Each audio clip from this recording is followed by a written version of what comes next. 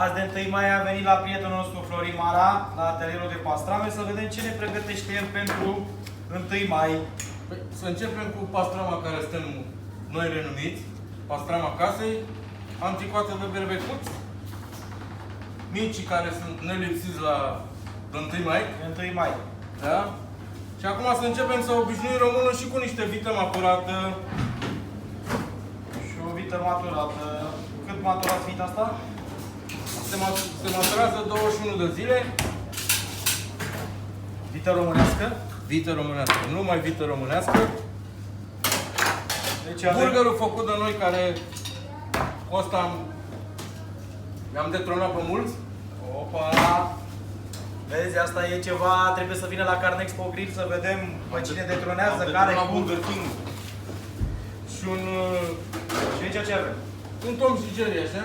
Tom și Jerry? Da, da. Este o pulpă asta, nu? Da. O pulpă. I-ați lăsat osul aici, ia să vedem. Deci asta este Să punem clasica pulpă și o punem direct așa pe grătar, da? Da, da. Asta este o piesă mai nouă așa pentru piața noastră, care mai rar o vezi la grătar. Da, românul e obișnuit cu ceapa, fericica.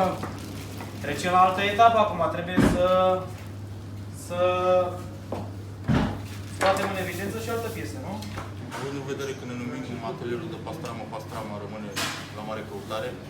Micii iarăși au fost la mare căutare, fiind delicatesa românului de 1 mai. Steak-urile de vită, burgerii, coteletele de berbecuți, în general cam toată gama noastră de produse este de căutare. Având în vedere distanțarea asta socială, omul tot face grătar, fie că face în curte, fie că face tot iese la grătar, românul fiind mâncăcios, fiind mare consumator de carne.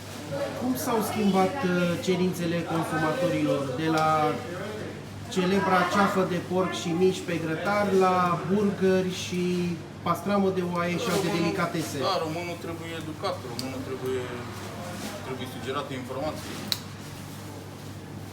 Noi stăm foarte mult de vorbă cu clientul și le educăm din punct de vedere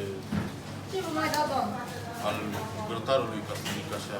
Dacă materia primă nu este una de calitate, degeaba. Ce promovați? Ce materie primă promovați aici la măcelărie? La noi pastrama. Pastrama este la cea mai mare căutare. Iar carnea este numai carne românească? Doar carne românească. Meet your passion.